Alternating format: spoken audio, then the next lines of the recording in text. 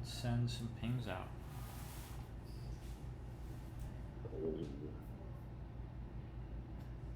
I'm gonna die in the apocalypse. I can if you want.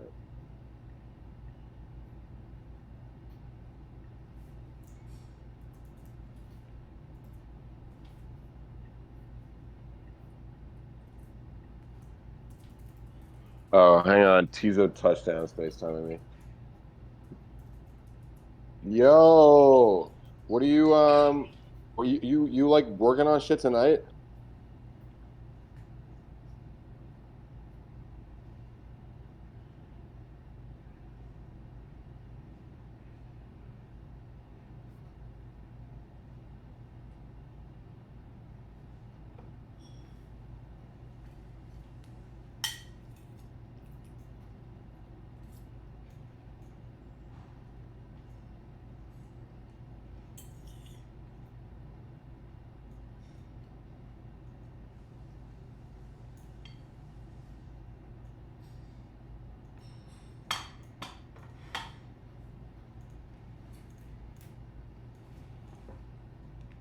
All right, and we're back.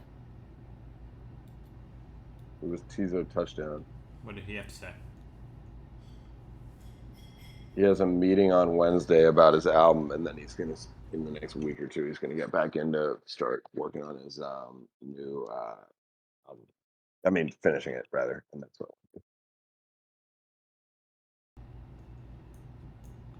Chartreuse. Is that just straight chartreuse? No, chartreuse and Yenny had this restaurant we like in LA make a chartreuse, like a fizzy chartreuse drink for the "What do you want to be when you grow up" experience that we did in March. Yeah, I remember. Like and they're like pre-canned, which is kind of cool with my logo on it. But they're like a little they could use a little more chartreuse. So we poured one out and put more chartreuse in it. And that's how we're celebrating it being 5 p.m.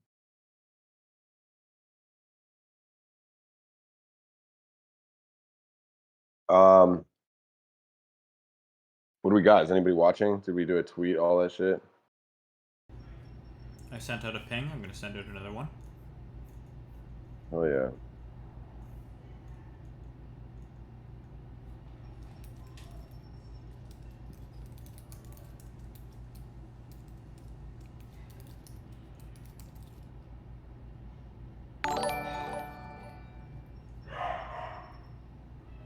Shout out to I gotta do an Josh. IG scare. Josh resubbed.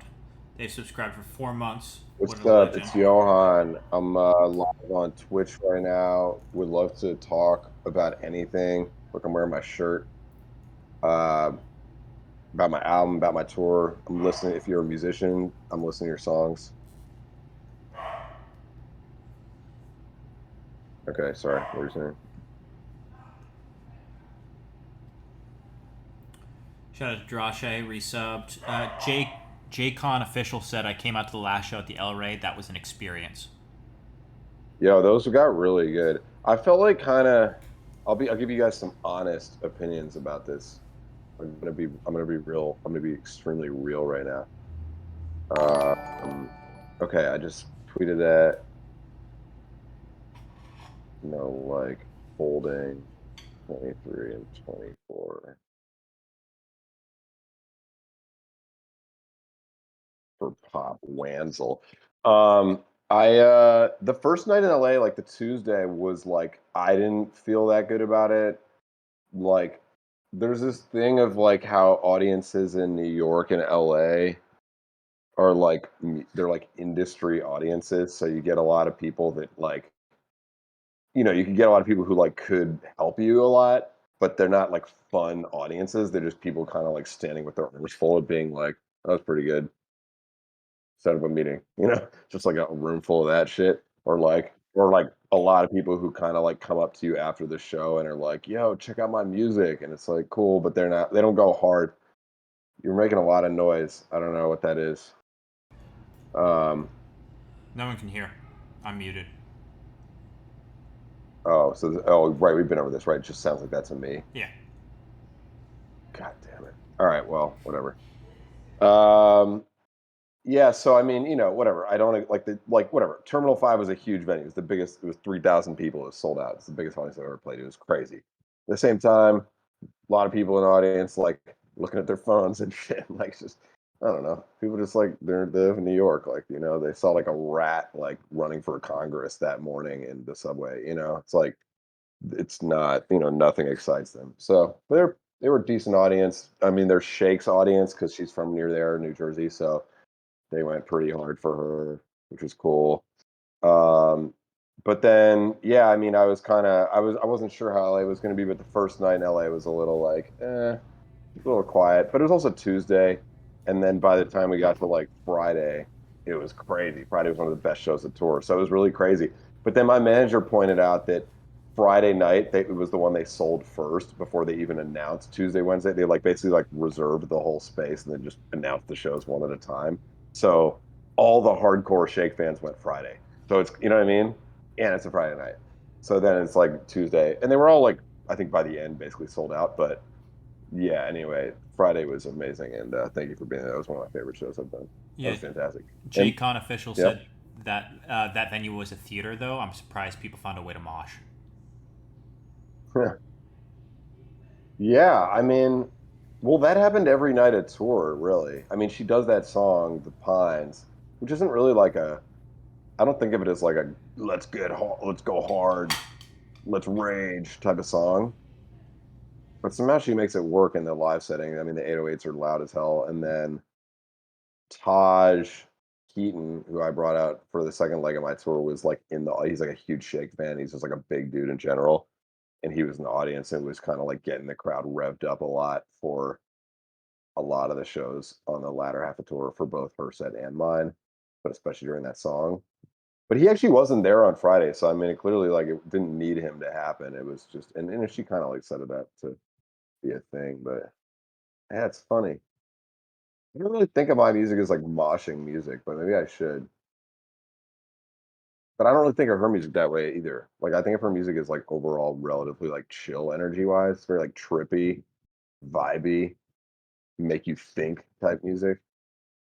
But hitting that balance is cool. Because also, like, I think of Astroworld as a very trippy, vibey, thinkers type of album, and yet somehow, apparently, when people see it live, they fucking go berserk. So yeah, I don't know. Um, Blank Face Villain says you can mosh to anything if you want to.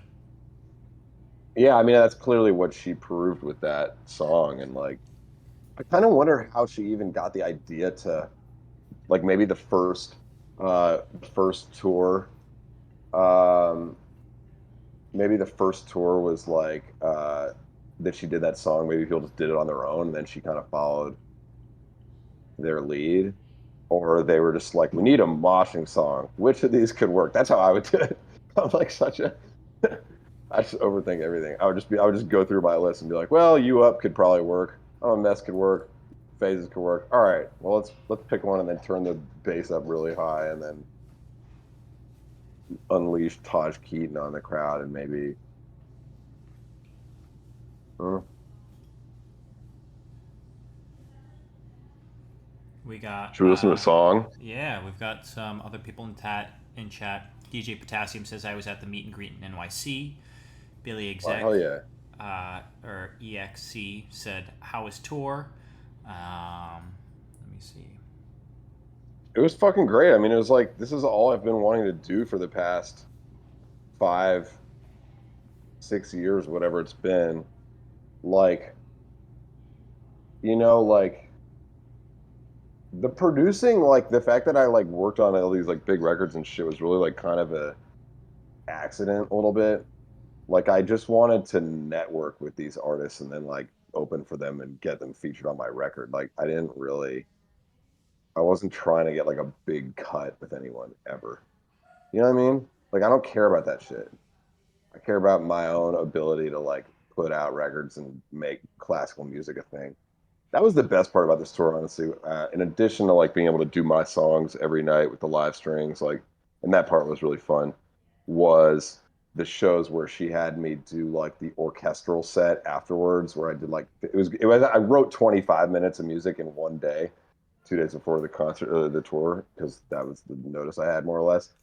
Um, but then I ended up cutting it down to 15. I was just like 25 is just fucking insane, you know. So we cut it down to 15, which is still long as shit for just like unbroken piece of music at any type of concert except for classical. And we just kind of went with it. I would just come out on stage and be like, "Hey, I'm back." Like Shake wanted me to do this classical set. Is that okay? It's like my classical music, and then we would just run it. I'm gonna release it too. I think it's like a video or something on YouTube, and maybe the song too. But that, I mean, that's really where I'm trying to go. Like, you know, when I'm like 40 or something or 50, I want to just be doing big, like just orchestra, somewhere in between like Mike Dean's synth concert and like Hans Zimmer at Coachella and like Beethoven, you know, just go to the orchestra. It's really loud. The lighting's crazy. It's you can take mushrooms, you know, like that. So that was like a real glimpse into the future. And you saw it actually, right? You saw it at Big Night Live. That was probably the weirdest night for it, but it was still like we still fucking did it. I don't know. What did you think? How did it go off there, you thought? Yeah, listen, it's fantastic art. I think that was a weird venue just because, Super weird venue. well, It and was also, undersold and it was yeah, like just it's like a club. Yeah. yeah, it's not a great venue for, I think, the type of music that you and Shake were providing, and also the fact that it was Yeah. competing with like a more on-brand venue the next night. You know what I mean? Like Paradise Rock for its Yeah, no, no, no. faults. Well, that's what they did first. The same thing as like LA. They announced Paradise Rock Club, so all her fans came to that one, and then they were like, "Shit, I guess there's a lot of demand here because it sold out really fast." And then they opened up another night for all the non-fans, or just people who are like late to sort of half fill. But yeah, I mean, it still was cool. But yeah, no, I mean, like LA, the last couple nights there went nuts. Um, fucking Angie's stressed out because she thinks I'm talking about her filming it. No, yeah, Antana apparently got the whole thing, so he's editing it for me. Terminal Five was cool. I mean, again, like I felt a little whatever. I just have like issues with New York City, but it was like cool. But I mean, definitely that set, and certainly like it's also funny too because sometimes you can't tell like what people are feeling in the audience when it's that type of music. But then afterwards, if they're all just telling you, "Yo, that was crazy," like what the fuck was that? Or I've never seen anything like that. Or like, yo, let me, um, you know, let me follow you. Like, put that shit out. I want to, like, here's a video, whatever. It's like, this is awesome. Like, you got to do more of that. So it's like that feedback definitely was good. For some of it was a challenge. I mean, I would not have pitched Shake on the idea that we should open her night with like just straight up contemporary classical music. That was her idea, really. And I was just like, all right, sure, we Billy did both. said, super bummed I missed out on the show in Philly. Music Lookout said, what venue undersold? That was the first Boston show Johan was referencing. The Philly show went Yeah, it's called crazy. Big Night Live. I mean, we didn't sell. I mean, I would say like maybe half the tour was sold out. I'm not really sure what those numbers look like ultimately. Terminal Five being sold out is insane though, because I mean, I guess just from Jersey, but like 3,000 people fell. So it's like in that, and then LA, we did 750 a night for 4 nights, which equals 3,000, and that was pretty close to sold out. So that was roughly the same thing. And then in other cities, I don't really know. Like this is my first time touring, but it's like like what type of audience should one be able to play to in like Phoenix, Arizona? Like I don't really know what's normal there. I mean, the venue we did, I think, was probably like 900 or something like that, and Do it you was think you like have any like mostly sold out. sleeper cities, like cities that would have an unknown or like, maybe like a It's lot? so hard to tell. I mean, like I definitely like there were definitely cities that like went harder for me than I expected, like DC, Maryland. Toronto, I sort of expected, but that one I've gotten a lot of messages being like, you got to come back. Detroit, would not have expected that, but that was a good one for me. We didn't get to do Atlanta, like that just wasn't on the tour, but I would definitely like to see what's up with that. Um, Denver was cool. Sacramento was pretty hard. Toronto was crazy because we performed at Drake's. Like Drake like owns a venue there or something. He probably owns like 5% of it. Whatever. It's his venue with his name on it. It's called History. It's just fucking Drake. And like and he like decorated the inside of it to look, it's really funny because he's like so Toronto, but he's also like so LA in my opinion. And the entire interior of it just looks exactly like Delilah or one of these like clubs that he goes to in West Hollywood, but bigger. And that was a great audience. And then the backstage is just like all of Drake's like fucking like old set lists on the wall and photos of him and then like the Beatles and stuff, just like very like it's a very like self-aggrandizing vibe, but you gotta give it to him, you know. If I was Drake, I'd do the same shit. But it was very like I don't know. One day it's like it's very like because you're in the dressing room and it's like it's just Drake shit everywhere. It's kind of like the vibe is very like one, you know, you're starting here. One day you could be Drake. That's it. That's what you could be. It's like I would take it. He's a very savvy dude. But that was a good one. Montreal went pretty crazy.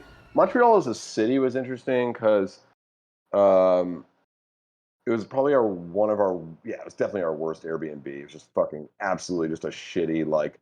Clearly, this is just for frats that go to Canada. I think Montreal is like a big party city. I've like heard this a bunch of times. I went to a bachelor party there a couple years ago, and there are just and like I remember being in a building where like in the elevator we'd run into like a bunch of dudes from like four different bachelor parties. It's very like oh I didn't know. I don't associate that if I would Montreal. I associate with like Myrtle Beach, but um, but yeah, so the Airbnb was like decrepit, but it had like a foosball table. You know, it was just very like clearly it was for like a bunch of frat bros to come to. But and then it was like on the main street where it's just like all night we couldn't fucking sleep because there's just screaming outside our windows. People were just fucking getting drunk, and you know it was just like crazy, just like party kind of city vibe. Um, but that show went really well, and it was a great audience, and they seemed to fuck with it too. So I don't know. Canada, I guess. Should we play I some music? tweeted the other day. Yeah, let's do listen to a song. I tweeted the other day that Drake would come off more authentic if he was always like eating poutine and hunting for a moose. Can't imagine. All right, this is a regular. This is a regular flipping another regular's track. So if you talk about collabs, this is awesome. Super excited about this Love one. that. I'm so excited about that. I'm not going to tell you who it is. You have to guess who's the original artist and then who's the remixer. Jesus. Once you realize that all the shit you used to care so much about just keeps you a prisoner of your own mind. It's that my mind is not my brain. But have you ever thought, what if this is all just a dream?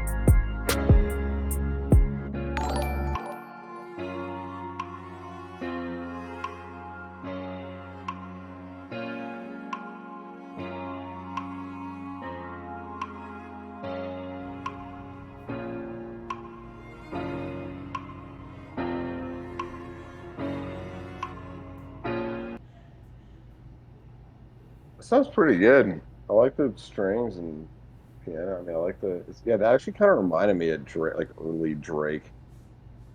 Speaking of Drake, was it a Drache remix of somebody?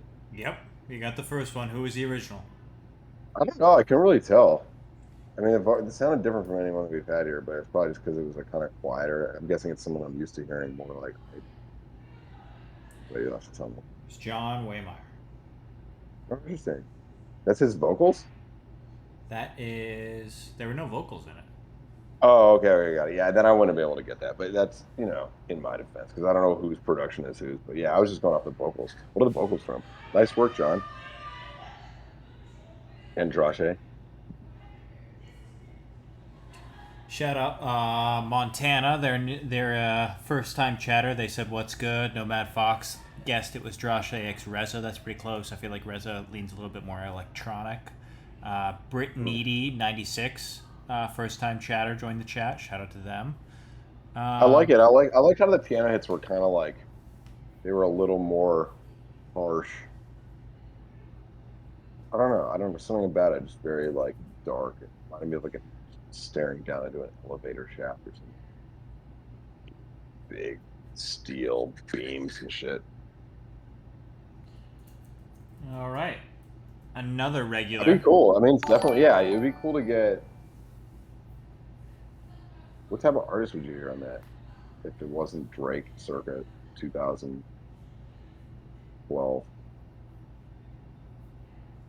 Yeah, I mean, like I think you hit the nail on the head. It felt like that. I think it was Take Care, the one where he's like seated at like the booth, and he's got Yeah. like a goblet on the table, like that album. That is yeah. That was cool, man. Nice work. Black. That's who I could see on it. Yeah, for sure. I'm very curious what his new shit's gonna sound like because he's basically like he went very like dark, basically. I mean, I think he just announced being featured on something, but I feel like he's been kind of he was very oversaturated, and then I think he is now like he clearly just went off the grid so that when he comes back, it'll be great, and I think it will be. I'm He's excited to see what he does. he started dark and then he went feature heavy with like more traditional R&B. It felt like Right.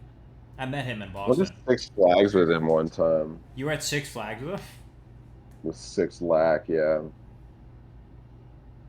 He's very he could barely get on the rides because he's not that tall. I saw him at I'm Coachella just kidding. with his girlfriend or whoever his person Quinn, was. yeah, no, his girlfriend Quinn is a good friend of mine. She came to the show on Tuesday, actually. I was so sad she saw the one that was like the lowest energy, but you know, still good. I have a question and then we'll go to another submission. How, Yeah. like, I think one of the hallmark differences between your performances that I think is really interesting compared to your music is like the stage presence dynamic. Like, you tend to have a lot of movement for what, your music is pretty, like,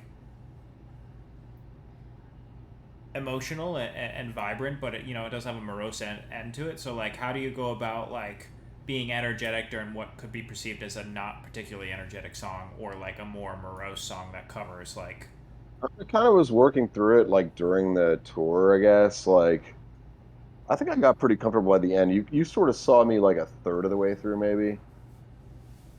Um, I don't know. I mean, I'm definitely not gonna like dance. I don't know. I guess I like messed with like trying to be able to dance a little bit, but I just concluded it's not in the cards for me at this juncture of my life. Maybe in the future. But yeah, I think I guess Will and Angie just kind of gave me their thoughts. They would just be like, "Oh, that looks good. That doesn't look good." And it seemed like where we landed was it looks really good if I look like I'm strung out on heroin, and then like Will looks good when he's just kind of like jumping around and having a good time. And I think the fucking mask helps with that because it's just like, who is this guy, as opposed to like, oh, it's just that guy. Will was the guy running sound for me, and I have him in the Duck Hunter mask, same one as the string players.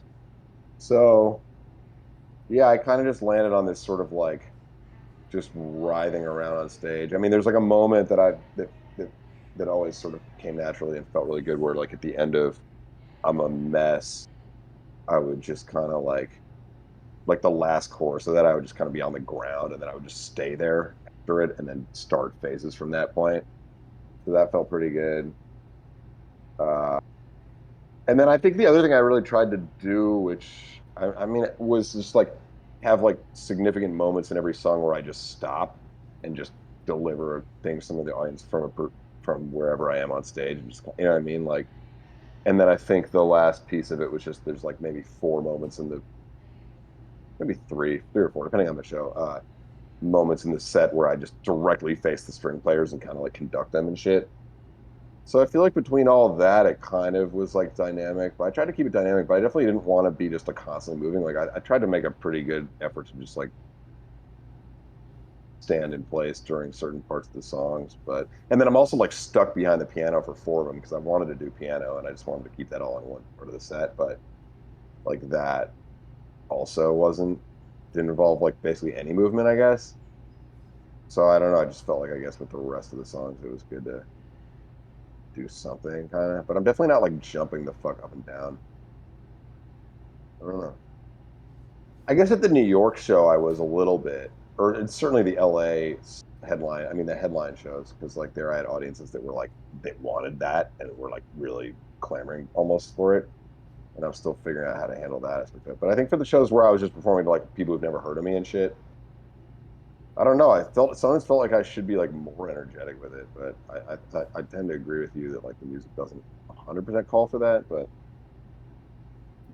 it's also just like the more famous you are, the less you have to do. Like I didn't really find that Shake was doing much physically. You know what I mean? I guess she does it on like one or two, but for the most part, I felt like she was just kind of like standing in place and just being famous, and then like running. You know what I mean? I feel like something that you've brought up continually and other guests you've had in terms of the music review streams is like leaving space in the music and in the production like makes moments greater, you know what I mean, by comparison. Yeah, I feel like the yeah, same can sometimes go for stage presence where it's like I think yeah. Shake's performance worked because there was like no one behind her and like the lighting like made her a fixture of the stage, and like I think that the lack of something made her more poignant and that's what made it work compared to others. I think it works when it's her. I mean, I just feel like if it was me, it would like there's just not enough to look at. I could be wrong though. Maybe Maybe we try it that way next time. Like the string players, I think it's like I mean, like everyone after the show would be like, "Yo, that was crazy! Like I've never seen live yeah. strings in it." So I feel like it's just like I'm probably not gonna lose that, No, but I I was guess I I could. wasn't You know what I mean? suggesting you go the simple route too. I was just saying I think in her case, like you could draw a comparison to like when somebody takes something out of music, it sometimes makes the music greater Yeah, by comparison, and I think that's an it example of when definitely it comes worked. from just like confidence in general. Like I think as the tour went on, there was just more comfortable, like finding the moments where. Well, I think I kind of did that the full tour. I don't know though. I mean, I don't know. I don't really remember what version of it you saw, but I feel like for the most part, like certainly compared to like other artists I've seen that are kind of at my level, I feel like I tried to like really make an effort to just stand in place sometimes, just be like, here's the chorus of the song, and like or like this is important, pay attention. But yeah, I don't know. Maybe you're right. All It'd be right. interesting to just do the whole show, just plan it at the mic, just see what happens. Yeah. It's not like fucking like it's not like I'm doing like Adele or Sabrina Claudio or some shit. You know what I mean? It's like these songs do have like 808s and fucking trap drums and like, at least like four or five of them are like pretty tempo driven songs. So it's like it feels like it'd be kind of weird to do that for those. But uh, I got a question for you, and then we'll do another submission and another question. This is from It's Tyler. What's your favorite platform to stream/post on, and why? I don't know if whether they're addressing content or music. Let's address no, both. no, no, yeah. I don't know. I mean, yeah, like I do have an eye on like yeah, to an extent, it's like even Spotify is like a little bit social media because it's like you can announce stuff, you can post announcements on there, and you can change your bio and you can change your header. So it's like, yeah, there are like probably 10 or 12 apps that I'm like somewhat keeping track of.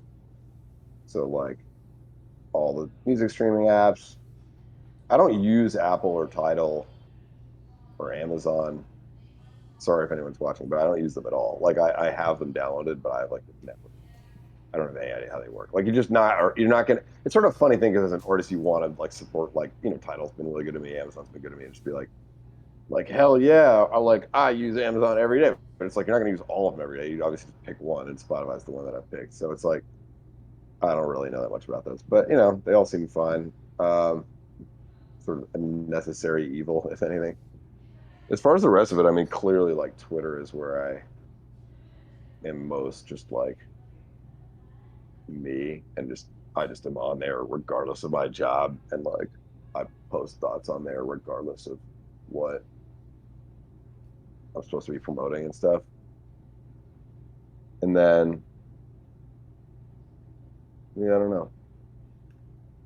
I like Discord. I like this shit. I mean, I like this format. I like being able to talk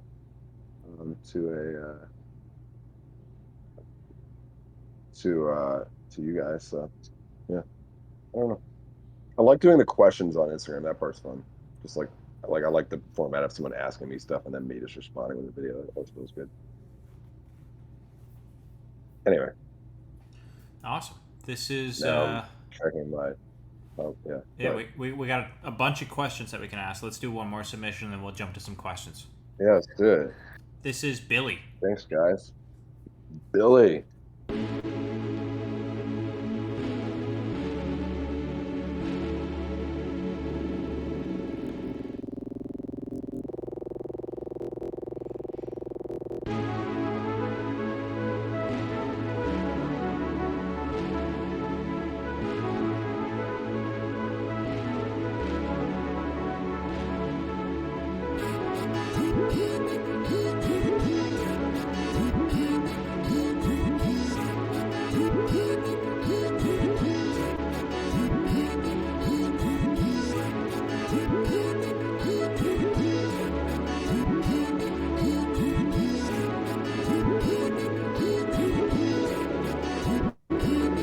You treat me like a light switch, turn it on and off, I turn around and then you might switch. Keep me on retainer just in case you ever like this. Showing you my life and then you tell me you don't like shit. Keep you in my corner, I can show you how I write shit. One day I'll be on and then you might flip. Treat me like a light switch, I'll see you one more time, then I'll treat you like a has-been. Past tense, never been the one for the talking, always been the one about the action.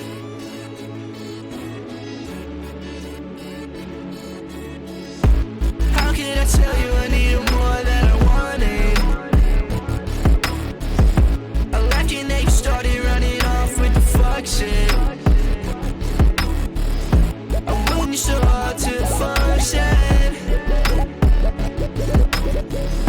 And now my face is on every poster and now I'm wanted. Yeah. How could I tell you I needed more than I wanted? I left you and then you started running off with the fuck shit. Wouldn't show up to function. And now my face is on every poster and now I'm haunted.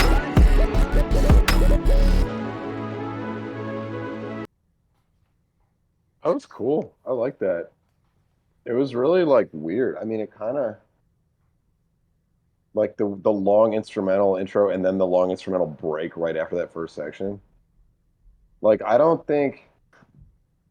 know what you would do during that time. Like, if you played it live, I guess since we were just talking about live performance, like it just feels like you're waiting. But at the same time, I thought it was cool because it's like the fact that it happened a second time made it feel really intentional to me that you're just kind of like, sometimes we just listen to the instrumental, sometimes we sing. It was just weird. It was cool. And I wish I hadn't been reading the chat and seen you say the intro's too long, skip it. I wonder if I would have registered it as. I feel like I usually tell people, like, get to the point faster. No one's going to listen to this. And, like, the fact that you said that makes me think that you agree and would honestly not have submitted it with that intro had you thought about it for 5 more minutes. Because, like, why would you send something and then be like, hey, skip this? You know what I mean? Like, and that's just good advice in general. Like, if you're going to a meeting, if you're sending someone you've never met a song or someone you have met, like, don't send it to them with like an apology and then like, oh, don't listen to this part. The mix is ass. You got to skip this part. Like, just fucking cut it then, and fix the mix. You know what I mean? Or don't say anything. You know what I mean? But then it's like, I don't know. I feel like maybe I'm just a contrarian, but I think the fact that you said like skip the intro, sorry, made me be like, no, actually, this is cool, And I was like, no, this is cool. I kind of am enjoying it. It's like if it was boring, it'd be boring. But for some reason, the production kind of got me, and I was like down a little bit in that world. And then the vocal was like, it definitely felt more like structured, like a piece of classical music or something, just because of the way it was just like the vocal. It wasn't like a continuous song. It was just kind of like sometimes there's a vocal, and that's just like one character in this larger like drama that's happening. So, and I thought it was well produced, and the vocal sounded good. So, I don't know. Yeah, I mean, I don't know how much you're going to get rewarded by the masses for just like randomly having long pauses in your songs or a long intro. But I thought it was cool. Is that your first? Is that the first time they've been in this shit? No, Billy's a pretty regular My bad. Twitch participant. They say they Oh love. yeah, I recognize it. Yeah, you're right. Yeah, You're right. yeah, Billy, I love the intro. LOL, very intentional. Don't worry. Um, yeah. Yeah, it's fine. I mean, if that's just know we'll probably listen to like 45 seconds. If it's really fucking interesting, we'll maybe listen to a minute and 20 or so. It's like it's up to you to judge that, and it's like that's not because you know we're not trying to be like, yeah, we're hard asses and not good enough. Like it's not about that. It's more just about like um we're trying to get through a lot of shit and people are busy, and that's true of anybody who's going to hear your music until you're like a superstar. So it's cool to, I don't know, it's cool to like just keep that in mind and just expect a bored audience and then give them something that's going to hold their attention in the first 45 seconds. Couple of But questions. that did for me. So yeah. 2K Cole says, you see yourself doing more work with big artists or only your own work? Say it again. Do you see yourself doing more work with big artists, or do you see yourself only working on your own music? Um,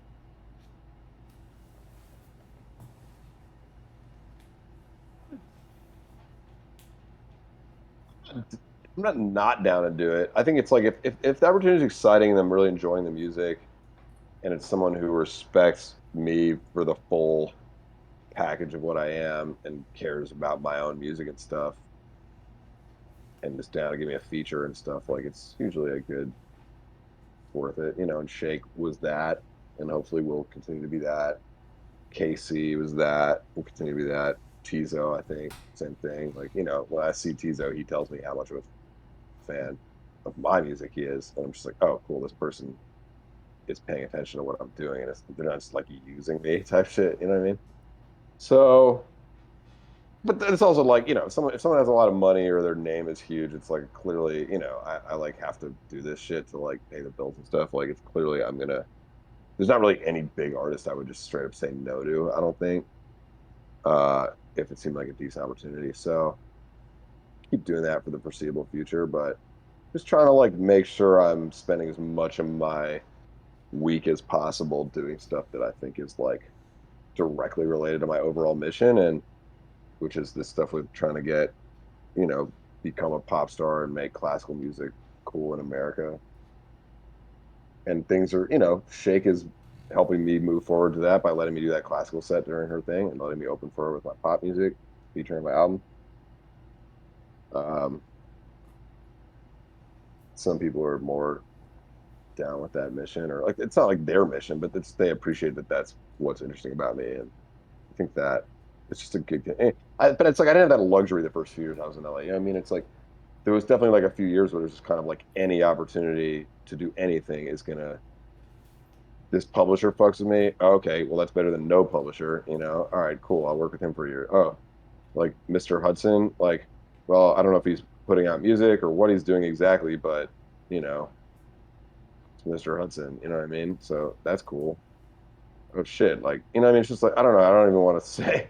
So what I mean? It's just kind of like you just have to think about like, and then it turns out Mr. Hudson's like one of my best friends out here. You know what I mean? It's like, but it's like you don't always know what something's gonna lead to, and it's like LA is obviously very like everyone's like pretty open about the fact that everyone's like a fame whore here, but like that is kind of how you get shit done a little bit. You know what I mean? It's like if it hadn't been for me being like, oh my God, it's Mr. Hudson, and then oh my God, it's Vic Mensa. It's just like then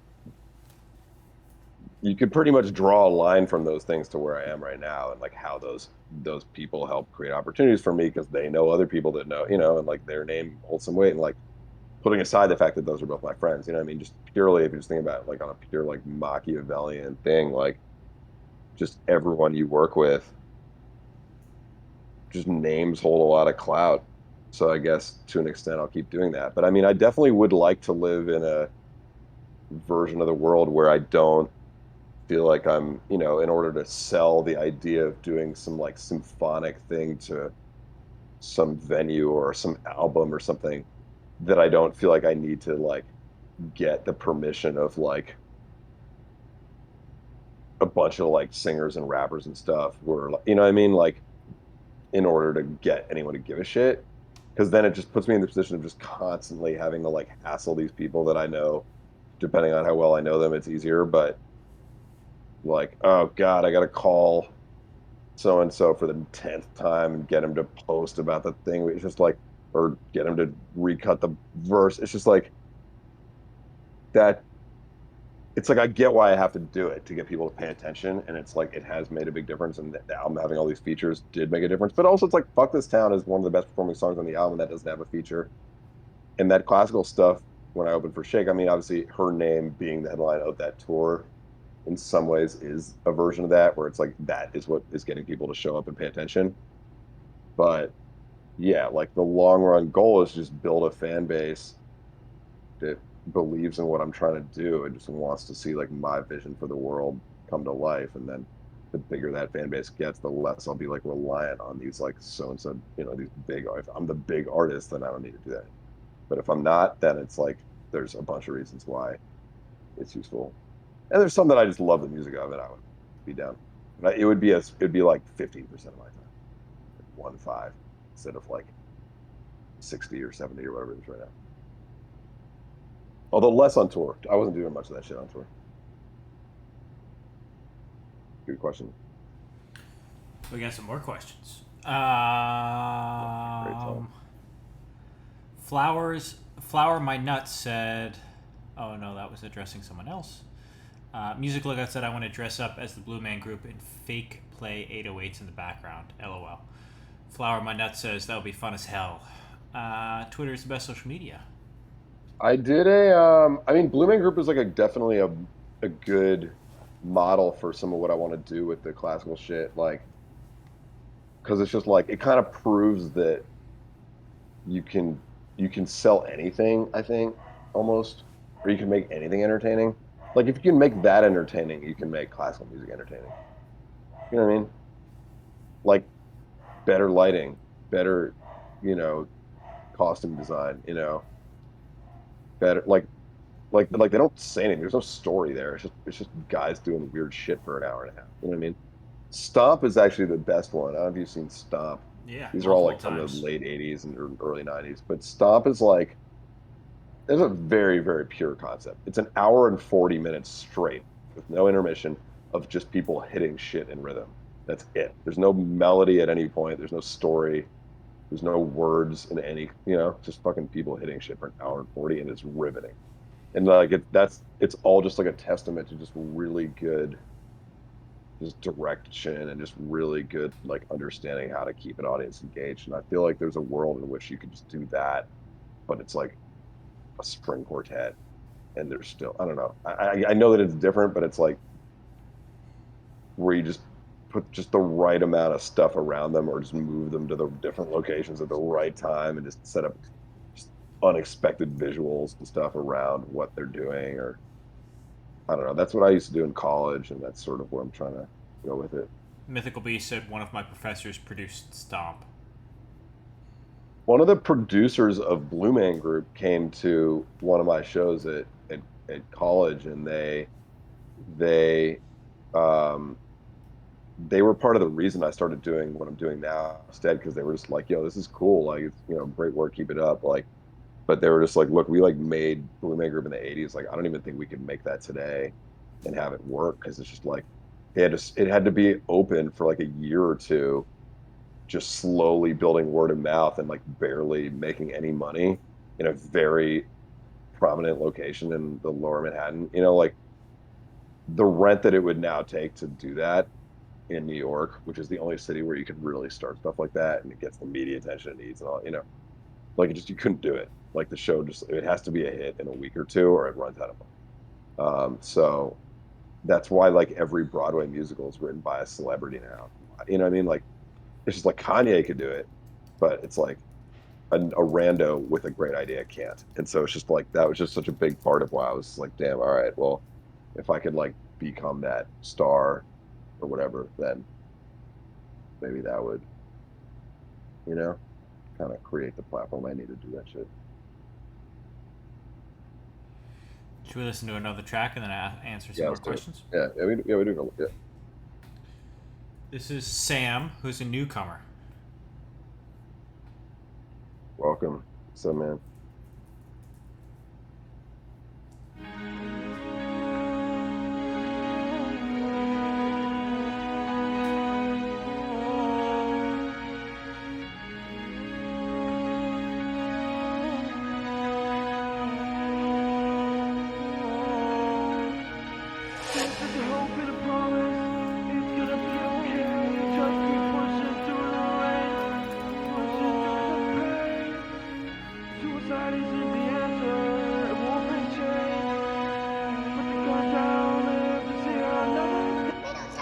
This is the hope and a promise. It's gonna be okay. Just keep pushing through the rain. Just keep pushing through the pain. Suicide isn't the answer. It won't bring change. Put the gun down, live to see another day. All I say is it's gonna be okay. Don't know what I did, but I feel like now I deserve his pain. Can you feel the rain flowing in my veins? Can you feel my heart cry out in vain?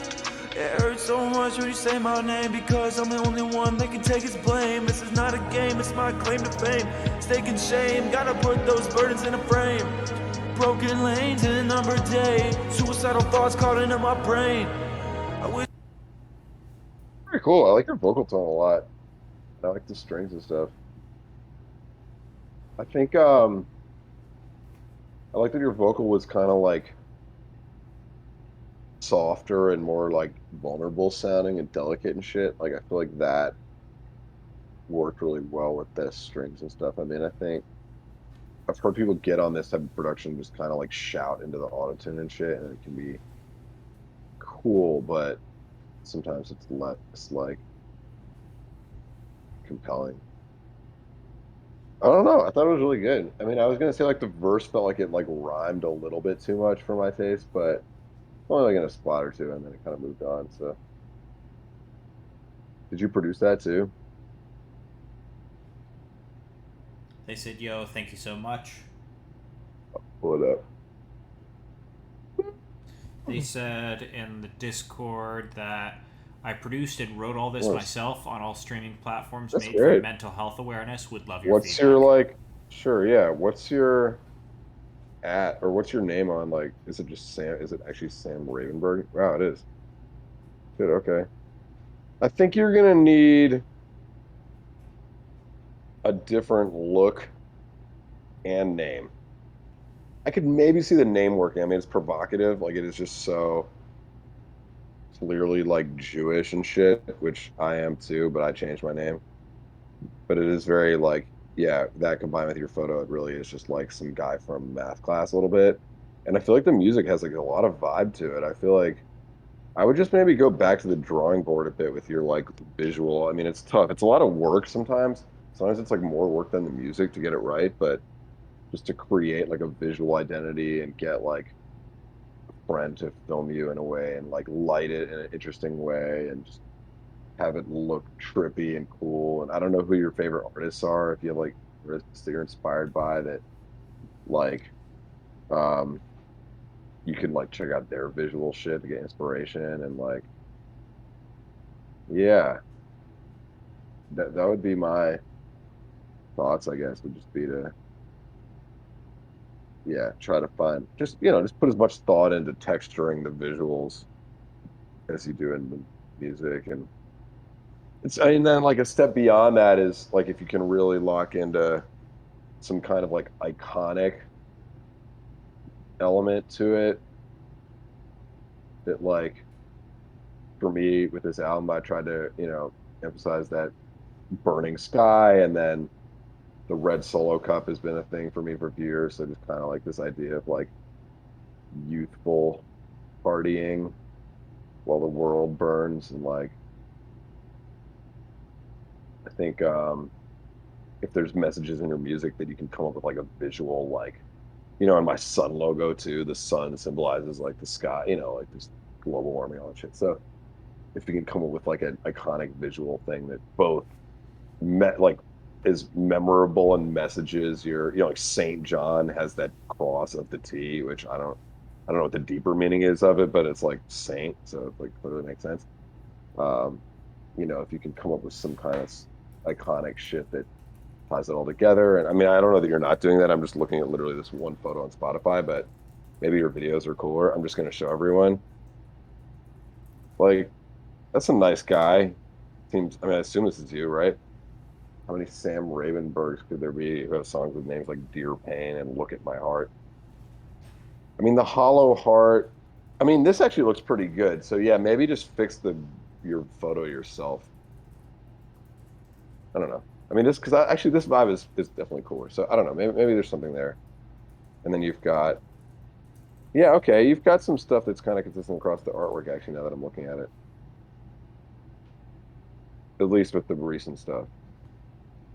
Although it's not super, because this is like kind of beachy and gives me like fun vibes almost. I like this a lot. It's very fucking dark. I mean, it's real, like, just puts me in like, I mean, it makes me think of like a death metal artist. But I think that stuff can be good sometimes. And this one kind of seems like it fits with that, so that's a good vibe. But then, yeah, I don't know what's good with this profile picture, man. I don't know. It's taking me out of it. I get it. It's like you're being real and vulnerable, maybe, but I'm trying to find you. Yeah, and you got the same thing on Instagram. Yeah, so I don't know, man. I just this is not very angsty to me. You feel me? Congrats on your toned bod, but I just don't know. Like this, I don't know. Is that what that music sounds like to you? I would just really try to find a world that's as interesting visually and moody and dark and weird. And this is cool. I like this photo. I don't know. Those are my thoughts. Music sounded great. Oh, he's big on TikTok. That's interesting. And it's interesting too, actually, because I do think there is, I will say now, an extent to which like on TikTok, like it's more rewarded to just be like extremely not mysterious sometimes, which is kind of how I got my following on there, just by like literally just taking, just being like, here's some. I see what you're saying. Oh, and then okay, interesting. So I'm sorry, I'm just like doing this in real time, but it says your TikTok says it's like sports and wellness or something, which is interesting. I don't know. I think you're gonna have to, yeah, it may be like too much information to try to make both of those things work as a public persona. Doesn't mean you can't enjoy them in, your life, but in terms of like what is the brand you're messaging, simple, consistent sound and visual, visual kind of matching up is important. So, yeah.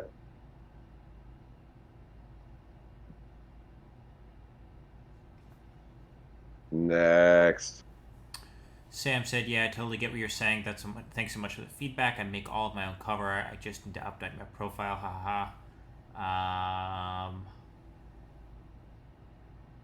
What? I was just saying, in between reading off comments. 2K. Wrap it up in like 5 or 10. I mean, yeah, I'll be back Wednesday for a full-length normal listening session as well. I guess that's the SoundCloud one, but everyone's welcome to that, right? Yeah, and I'll make an announcement after this. It'll be like a collab with SoundCloud, so it could be like a bigger audience, hopefully, for some of y'all to get your shit heard. And yeah. All right. We'll give you like 5 or 5. Yeah, you got anything more? Yeah, maybe 5 or 10 on this. I got 2 more submissions for you, 45 seconds each. We'll do it.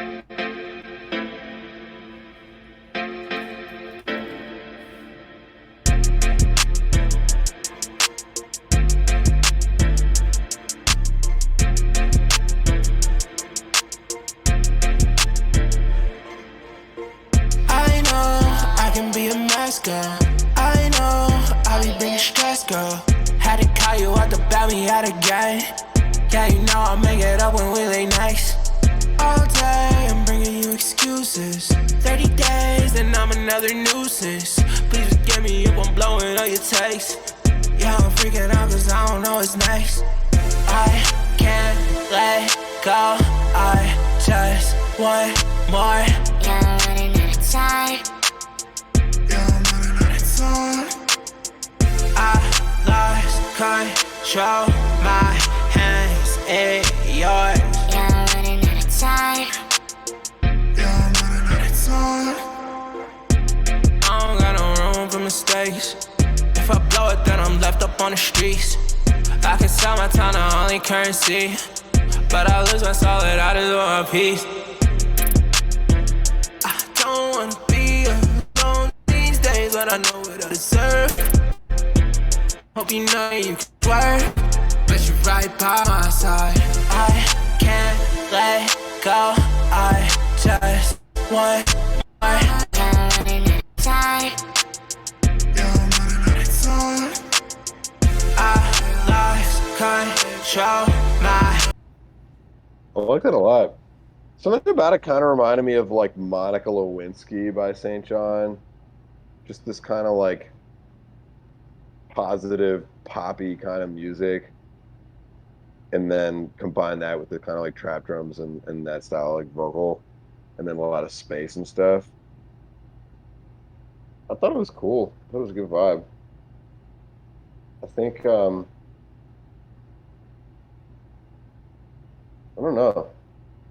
Yeah, it's. I mean, there's been a lot of music like that, obviously, to an extent, but you know, I think just like doing some stuff like that, and then maybe even pushing that further on some songs would be cool. I mean, I think this one works really well, but maybe it'd be cool to hear like some records where it's like doesn't even have the trap drums and it's just pure like just sunny like summery guitar vibey shit, but then like dreamy guitars and then like that type of vocal and those types of chords I think could be really special. And this is just an idea, but I think just leaning into that kind of like summery feel of it is like cool. I like that first one. Yeah, who's that? That was Nomad Fox. Wow, that's cool, man. I thought I was just listening to it like it was a rando, so you got a real honest response. I think yeah, I mean, you know, I always like your shit.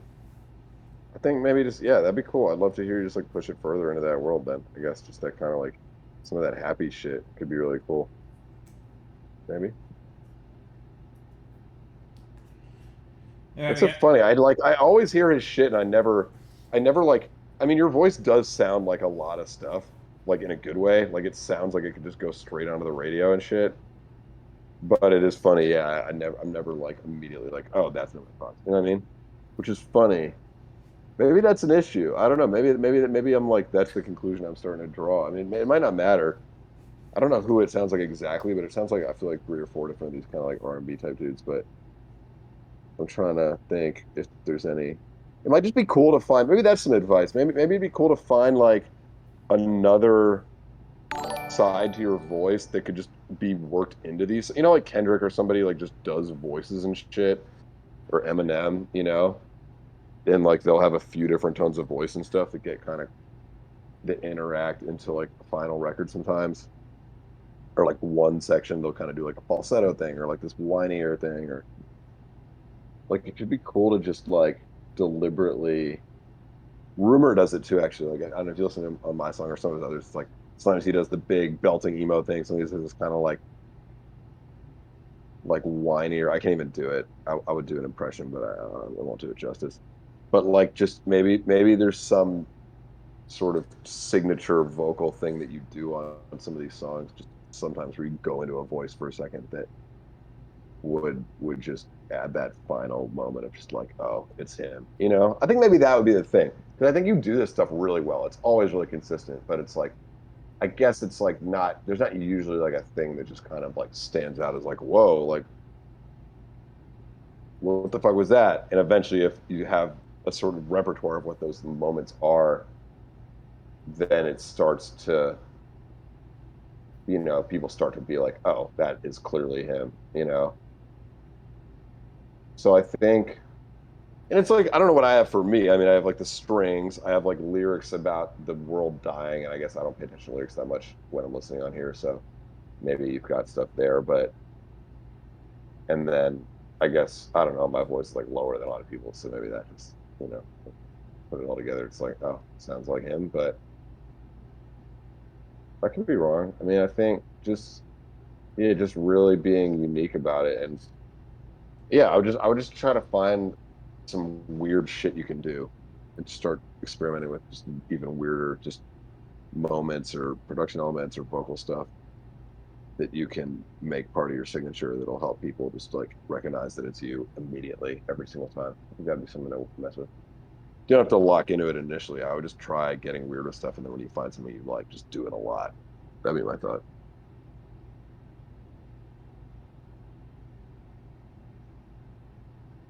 Okay.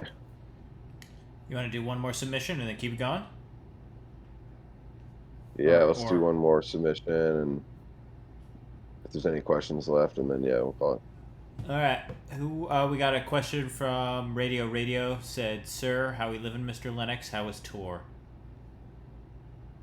Fucking great, man. It was just so fun. Like, it's just so cool. I always knew it was gonna be fun. It was exactly what I wanted it to be. It was like in no way.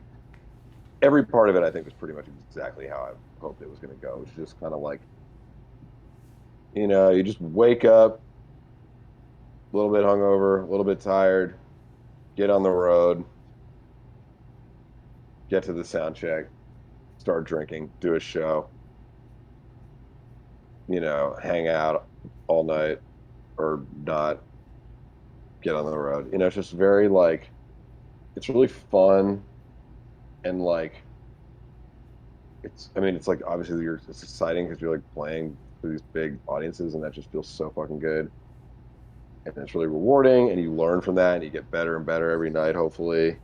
You're getting fans out of it, hopefully, and you're selling t-shirts, and all of that feels really productive. But then it's also like such a welcome break from like being in LA and having to chase people down for stuff and try to make money and figure out what you're doing every day to like advance your career and shit, where I feel like it's just constantly this like, what is the best use of my time? Like, after I get off this call, like what do I need? Like, it's just this feeling that it's like, it's not quite as bad as the feeling of having a boss who's kind of like looking over your shoulder, but it's like you're your own boss, so it's nice, but it is still just like there's this constant like, you got to do this, you got to do this, like what's good with that artist? Like, have you talked to that person recently? What's good with, it's just like all these things that you feel like you have to get done. When you're on tour, it's like you kind of know that you can't get it done, and you're doing something that's important. So it's just like freeing in a weird way. Like, just all you have to do is just show up the next day at the thing, do a good job. That's it. It's just very like, yeah, it's a real relief from. I mean, it's exhausting, but I find it to be a lot more just fun and carefree. I also had good people around me. Angie and Will like really held it down and did a lot of the responsibility shit. Will in particular just like would wake us up every day on time, figure out how we were getting to the next place, figure out, everything. Just, what I mean? So it's just like fucking, I don't know, show up, do your job. Felt good.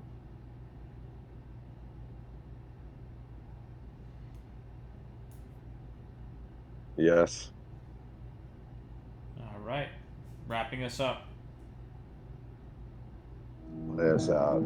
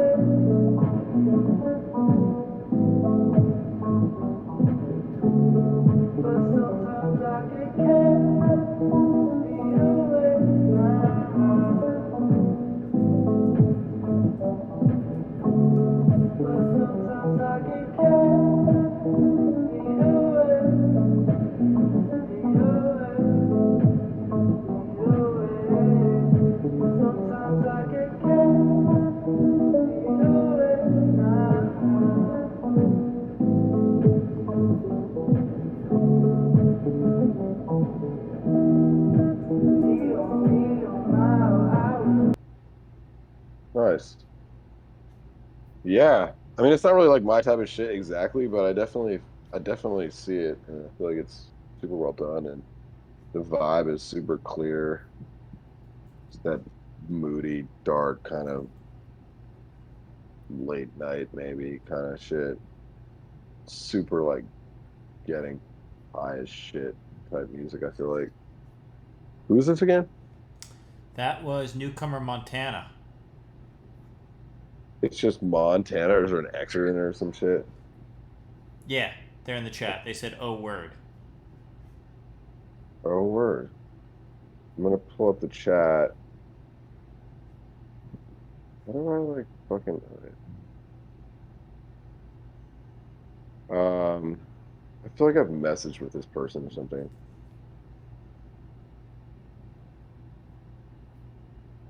I can't see it. I'm kind of interested in like what's happening with their shit. I mean, this seems like some. Do I know this person? I feel like I fucking know this person. Is it Montx? Yeah.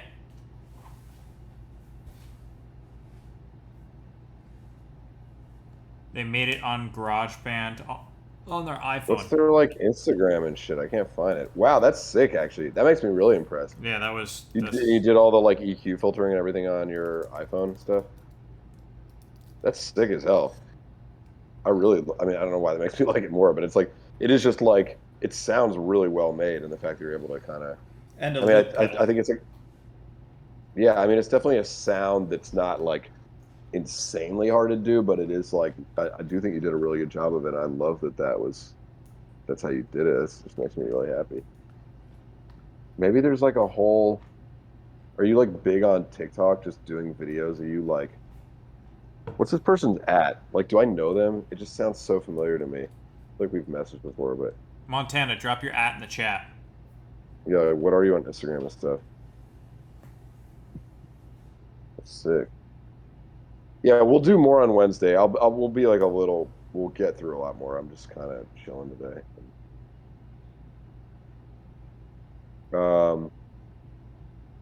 Yeah, I mean, I forgot what I was gonna say, but I think just like if you could find the right aesthetic to just make videos of you making these things on iPhones and just doing that every day and like just showing it come together over about like 30 seconds with just like maybe 5 or 6 different shots of stuff that you did to put it together and just showing how it came together, but not like, hey, here's how I did my song. Like do the whole thing super vibey. Maybe don't even say a word, just the whole time, just kind of like just film it so it's clear what's happening and just watch it come together and then just end with the song. I feel like this stuff could go nuts. Like it sounds like that could be like a TikTok sound to me. I mean, I think that not to get all into that shit, but I feel like that stuff would do really well there. And I feel like just the fact that you did it that way makes it so cool. They said I Why do I know? commented to you about former Park before. My Instagram is my Twitch name M0NTXNA, and it's also my SoundCloud. I've been getting into Ableton Live Loop performing.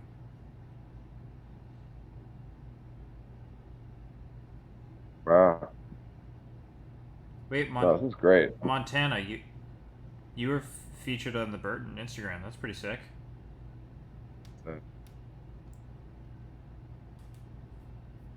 What is that? Like, you know, Burton snowboards.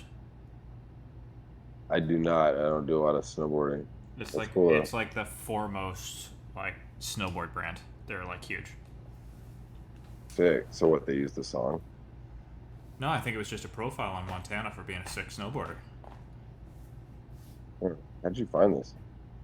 Their username is the same on Twitch as it is on Instagram. Yeah, but I'm on their Instagram right now. It's one picture of them in front of like Andy Warhol or something. Look at the photos they've been tagged.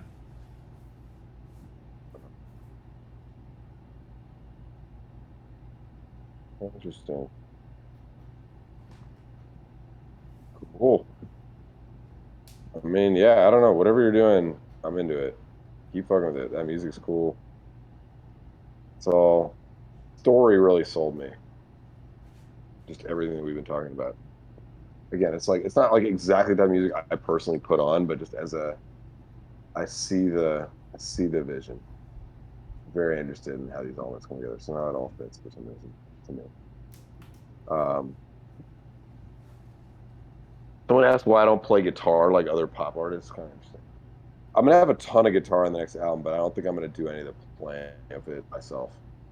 I probably could. Actually, that's not even true. There's one song I already did because I was like, the people in the room were like even worse at guitar than me, and I don't play guitar at all. I was just like, still, I was like, I can do this better than you are, so I'm just like, fix it up.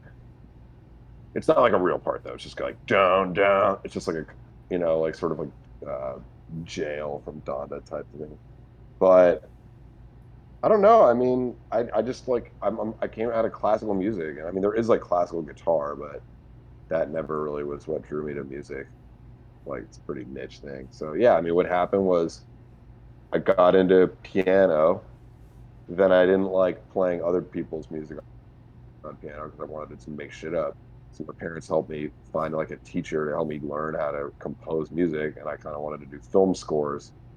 So I just got even better at piano and learning how to write for like orchestra instruments. Guitar was not one of which is guitar. It's like woodwind, strings, and brass, percussion.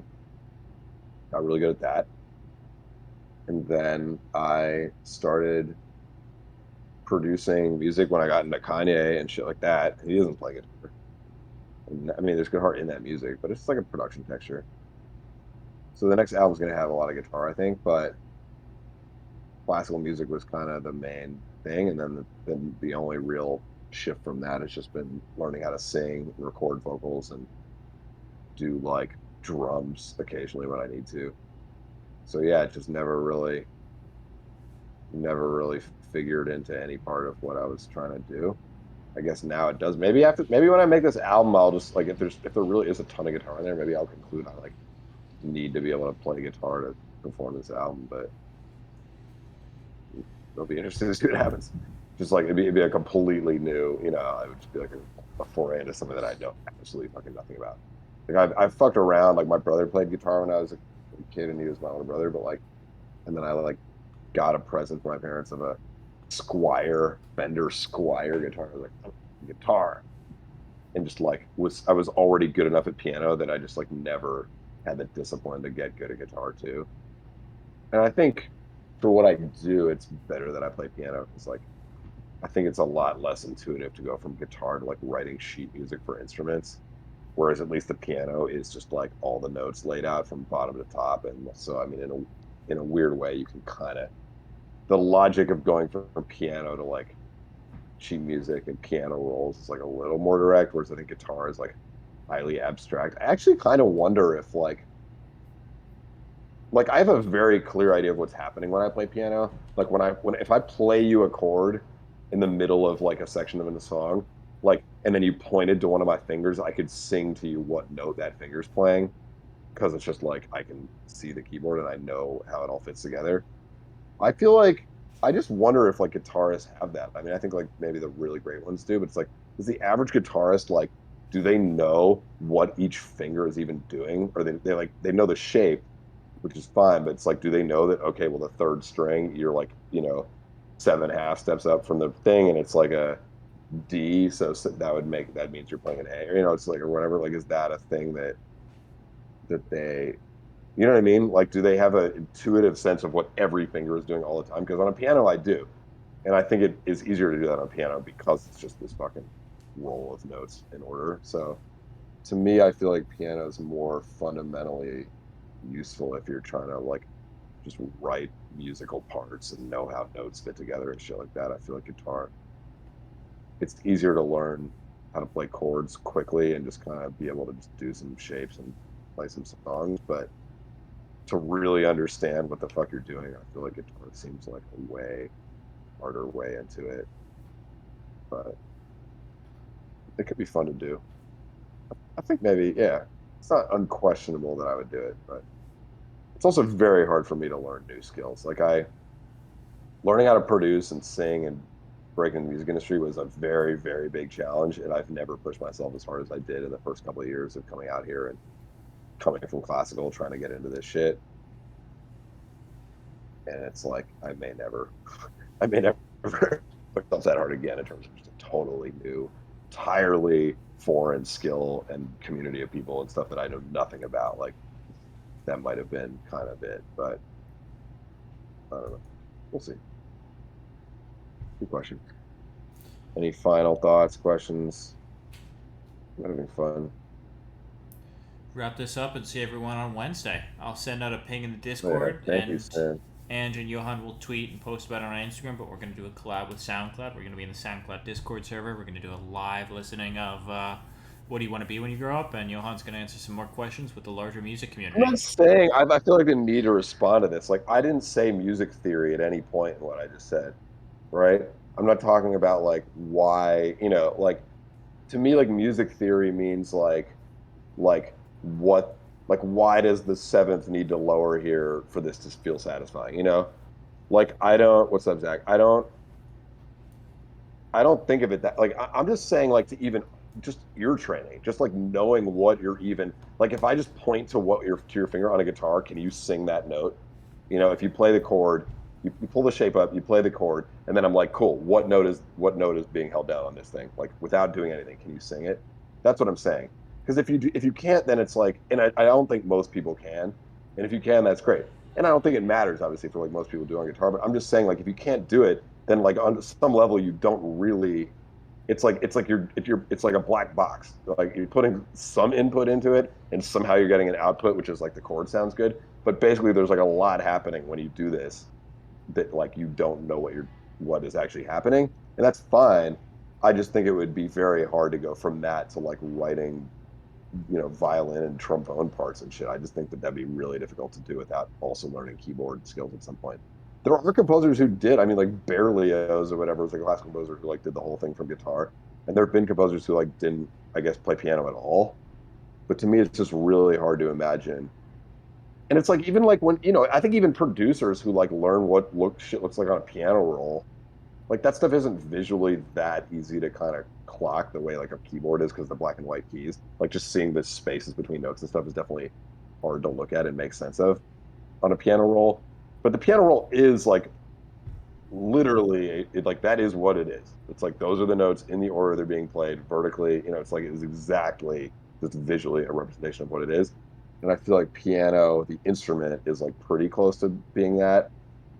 I just think guitar, it's like the fact that I don't know. It's just weird to me. It's like understanding the relationship between like, okay, this finger's like slightly to the left of this one and this one's to the right of this one, but they're both playing notes that are much higher than this. So you have to like subtract the half step that this finger is from this one, from the fact that the string is a major third or a fourth up from the last one, and like to do that all to just intuitively then and just make that all intuitive to the point where you just know exactly what note you're making with every finger at all times is just like I don't know. It just sounds really hard. And it's hard also with, it's probably even harder with like any, if French horn's your first instrument and then you're trying to become a composer, like I think you're gonna have to learn piano at some point in there. Not like, I'm not like an amazing pianist, but I'm just saying you'd have to like at least know where shit is. I feel like that's my feeling though. I could be wrong. Uh, Music theory destroys your ability to create on guitar. I don't know. Yeah. Again, I'm not really talking about music theory as much. I'm just talking about like ear training here. I think there's like a pretty big difference. Like, I think music theory is great, but it's not like music theory isn't, in my opinion, really about how to write music. It's more just like, oh, I like sometimes I just get curious, like, why does this progression sound great and feel like it creates tension or something in a pop song? And I tend to go back to just like Western music theory and just kind of say like, well, basically it works because this chord is like a deceptive cadence and like that shit just still sounds that way to us after just centuries of music in like America that came out of Europe largely, and like it's just burned in our brain that way, and therefore when you take it out of this context, it still has that emotional significance. Like that to me is more what that shit is usually. And then just stuff of just like explaining why like dissonances kind of function the way they do and stuff like I think can be interesting. But to me, it's mostly all just like fun to wonder why something sounds good or doesn't, or it's not going to tell you why something's good, but like why something sounds a certain way or evokes a similar emotion to something else, I guess, you know, like that is like fun for me. But that's not really, I'm just talking about like just basic competence of just like knowing what the fuck is even happening when you play a note, I guess. You know what I mean? Like being able, like if someone plays a C major triad on the piano, you can point to any of the notes and immediately say that's an E, that's a G, that's a C, you know? So that's the third, that's the fifth. You can just look at it, it's just right there. I feel like on guitar, it's just not that. It just doesn't. It's like I just think a lot of times you just don't even know what it is happening on a guitar. At least that's how I feel when I play it. And I feel like I've talked to guitarists, and that's always my sense when I ask them. It's just like, do you know like what is even like what you're even doing there? And I feel like just without knowing shit sometimes. I mean, I agree with the sentiment in general that like sometimes you can really lock into cool ideas on any instrument or with vocals or whatever. Like when I sing on a mic, I'm generally pretty aware of like what notes I'm singing and what they look like on a staff or whatever, or on a keyboard. So I feel like that it's like then I tend to have like a large number of options that I know work, which sometimes gives me options, but also like, yeah, it doesn't make me as likely to just randomly try shit, I guess. So yeah, I mean, it is possible that there's like ideas that I'm not finding because I sort of tend to like I work way, way, way, way faster than if I didn't know how to do that stuff.